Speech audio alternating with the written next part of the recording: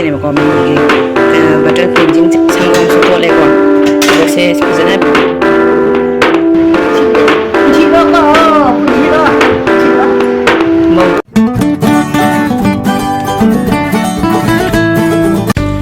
Good morning, ma'am. I was just talking about ang isang sali ba sa isang inang butter sendok pe ado ay inang sendok butter sendok pada sini ni Semgani butter cleanser sa isa sini yang thai ba ko ado ga brush na ni misore lo bani hari inang gi namak ko se lai ne mai ko misore gi thawanya lo bani si brush se angang gi na tonga tham bani ba ko ado di ai sendok ge ado ma'am sigi soya se ina hoje phajana tengthoi ba ko ado butter sendok se isa lai amana sigi spoon gi se sigi spoon gi se smile ga ina lo ko ne ba ko mauna dum butter gi kano to bodo pitha ko phat di mauna dum habit lo gi ne se se na try to ge se se lai bani bai na ko se ma Sengdokani aduga se se steel gi amale ba ko dum plastic gi ama malo dum pitha ko phat ne steel gi se so ai lo bani ba ko se so yam phai ye ma'am adum hadi chatpa khot pada ko si butter chaw bani na ko adum ma gi kana re chatpa khot pada pu bai di ko yam kana re dum sa na lai ba aduga sai se ni ba ko sai se di mangarang thap ki bai ni sanggom su to le ko ado se phajana pheng do ge ado ma'am butter sing se ji makhum lai long tho e do ising se sa bana dum pheng ani ba ko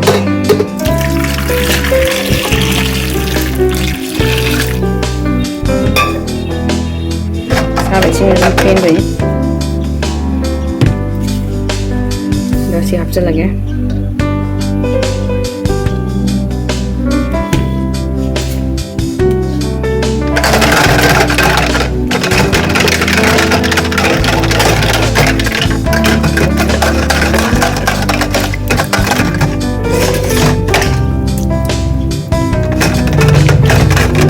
butter manung da ising hapcha laga direct hapcha do hari manam nam sina lai ba ko ado ising da smaina hapcha laga adum phengbi adi manam sunam je ko ado ni da ya mai kutsa na ham do ga ni ko do je kutsa ham da ni ko ba no ai ke ado di ma'am ai asigi butter nipple sengdok no plus macha se se na nipple se phajana sengdok ge hamada manung se phajana sengdok ani adu laga mapan se mo phajana tak to ne ba ko ado anirak ahumlak phajana sengdok pini kaino haidi ko sanggom aphamba aduga thawek sengdok le hoba ta ga di naptana le hoba ta ga di ko na kamu sanggom do khona semak pa matamda magi sanggom aphamba do le hoba ta di mahik to changdana angang tang kamu narak kani ba ko ado do na sanggom aphamba kai ka laitana bai damakta anirak phajana pheng do ini ba ko ado ma'am si brush achoba sina mo butter ma'am se sengdok asi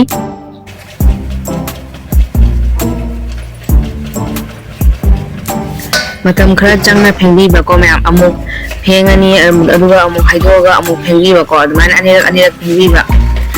natra di ko thawek ma'am do le horaga di nuai ti na ko adugi to bani angkamu anirak phengbi ba ko smai hanjan na ko adu di isara so mon do lumi na ko adugi ni da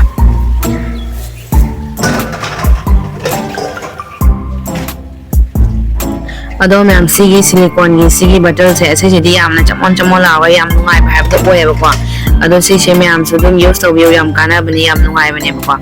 ado sigi steel gi se yam pha bani kai ga dum mapan da ka chat pada dum butter se ma ka pu ba da do dum sa na lai bani ba ko cham nungai bani ma'am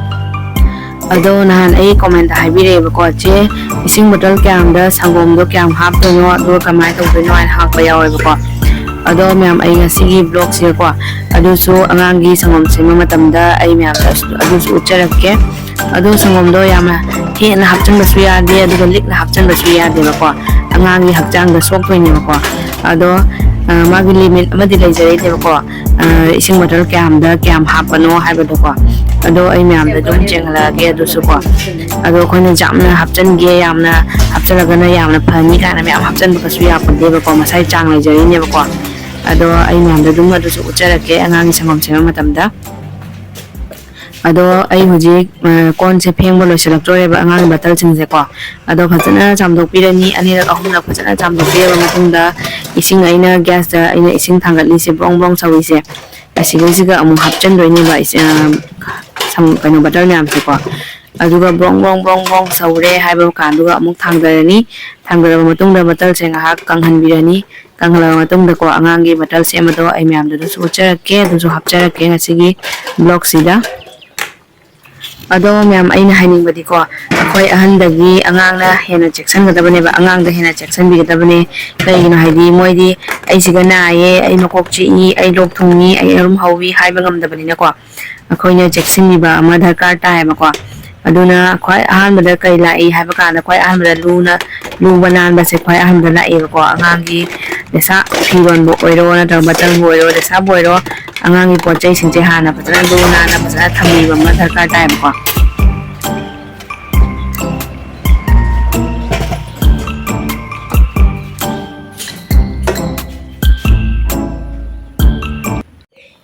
mayam si haino pambi se dukki mati hawe ba ko akhoi gi hek thongan da pa le ba ko ado kai haini jamna su haw ban yam ni su yam pam ne ba ko adum ala ko mi ne dum pangai he pang cha cha do adu to we ba ado kai haini akhoi chu hadi amani ta cha na ba na mama ga du akhoi da le ba nu pa ma cha do adu do he iya ba ko ado ai buri thok tre kai na di angang che ho ji pi ba ni na thongan thok ko phatti da na ko adu do gi ai gi thok tre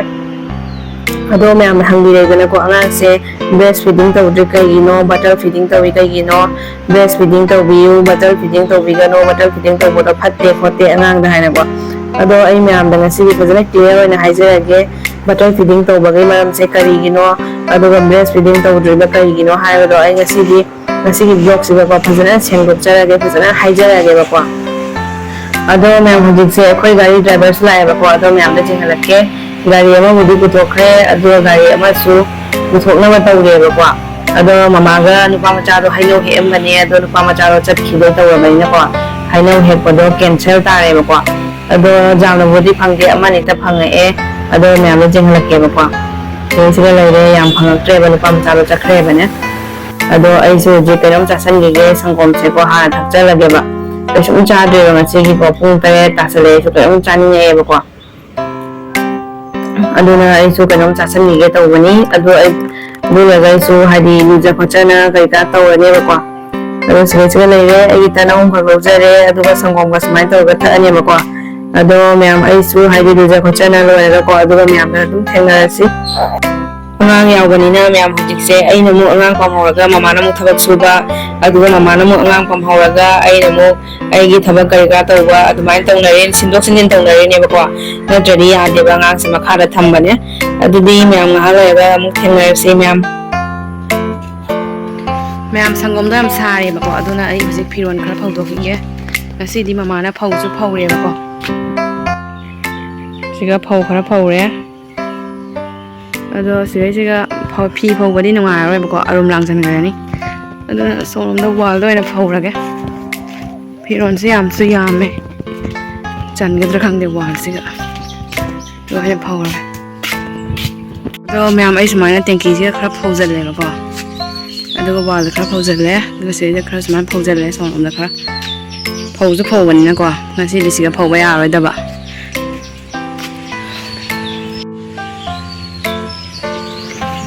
phiron phau rồi sang zo sangom se chau saram mi bang bang sai ado myam batal gi machai da dum ml thale bani kya spoon da kya ha pa na ko dum ha ina lei bani ba ko ado doctor na ngon da hai ye 30 ml da 1 spoon ha pi 60 ml da 2 spoon ha pa na ko ado lumu sa bai sing da ai hujik sem jare ai di hujik jana sem de ba ko adum chamos ani gi hisam ne ba ina semi ja ado chamos se pik thana hapte adum level chap mana halo ba chamos to ko pik thana hapi ganu ado ni myam smile da ga ni ani ado loire myam jam lai bani myam ado myam aiga aduga khoi don chaga ko hojik se angang gi dum checkup hai tare ne dum jeng bala ye ba ko ado ingang se je mabuk lam ko sangom bi thai khoi don chana macha se jeng hore ni na nga ta ngai ne si bi bam je na hore kapak toi se kapi ho ge video ngai video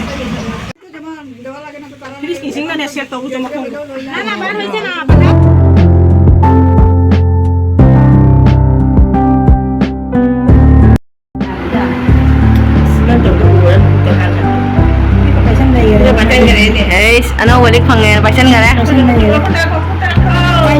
tung le ga na chui ka ba je phang da ga chân thuốc in đi tàu của chân nó phải không chỉ cái gì cả cái là sáng mà hiểu không sáng gì mấy tăng cái này mấy tăng cái đấy tăng cái này anh nói này chị cái nó rồi cái này mới đi ngao nó đi chân mình đi nổ nó nát rồi nó nát rồi chị ở đây chân chơi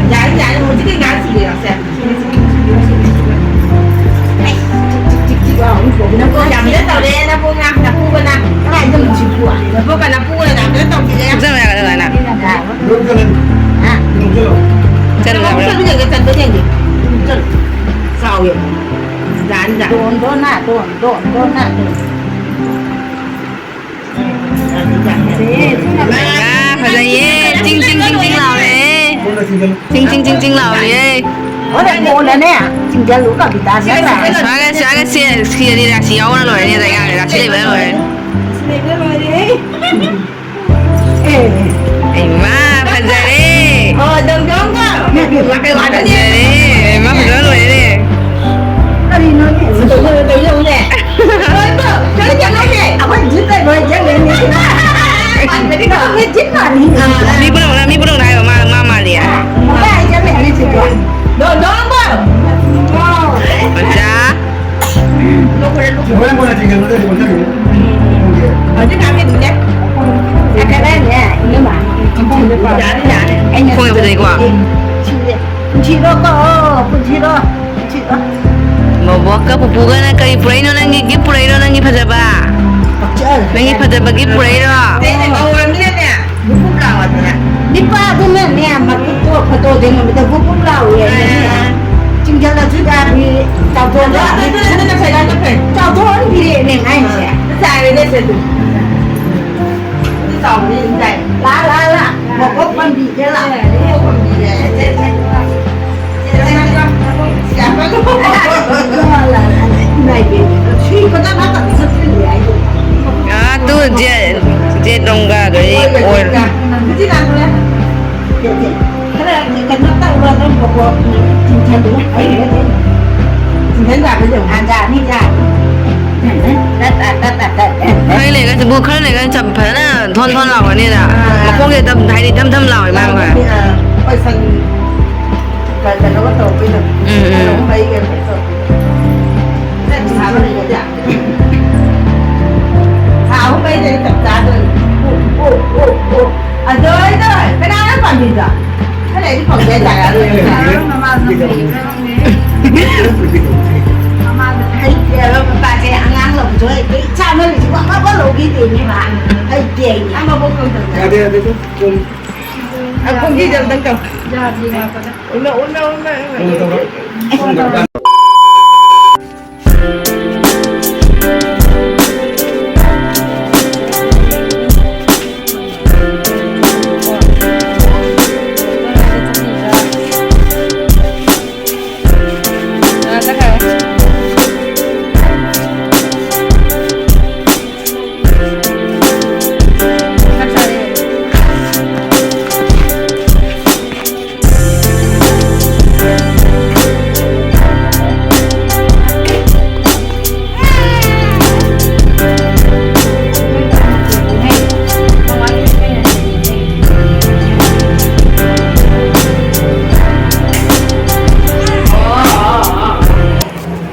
ado ma'am ngasi di ai ma'am pa khum do haijara ge ma'am na angang da bottle feeding to wi kai gino breast feeding to bidri Karigino na haira ko do kwa ado do ma'am karamba mama na haidi angang da breast feeding to ngoi do ino ba kwa ado upai dai tabagi haibadi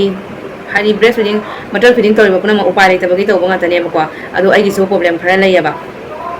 ado hospital lagi ada operation to ma tung na nuin mangani le ko do ado ge moina doctor na nan one pro do ado ingang na pithe ba ko ado ge di jum da la ma tung na mi tra ngani ma tung da su ai se mi na hangai na ko angang sangom thok ta bra Karigino bottle pithe do breast feeding to de Karigino hang ko do angang da kai ni sufficient oi da ba ko ado ge khoina breast feeding plus bottle feeding to bane ba ko ado tumaina ni ma'am ko ado hoi powder se amarom lari phatte ko mamagi breastfeeding to boduna di hena phari ne ba ngang na ko ado tar ba sum yang upai lai tradi angang do khrak kang na di thamba dia da ni na ko adum upai lai ta bagi khoina haidi aphaba powder khala ga ko ki nan wan pro do yam phai ba ko da ko suggest ro ado do pithawai na ko ahong ba dai sum yam lai ado tar su ahong ba do pithak pi ga no hujiki do pithawai na ko hujiki do na 800 mai num tai ba 800 something do tai ba ko adu duna dumai num pithe adu ni ma'am ngasi gi di ai gi blog face ga loi sanjarage ma'am ngasi gi kaina rc bye bye take care ma'am like share subscribe to ba ka biram ganu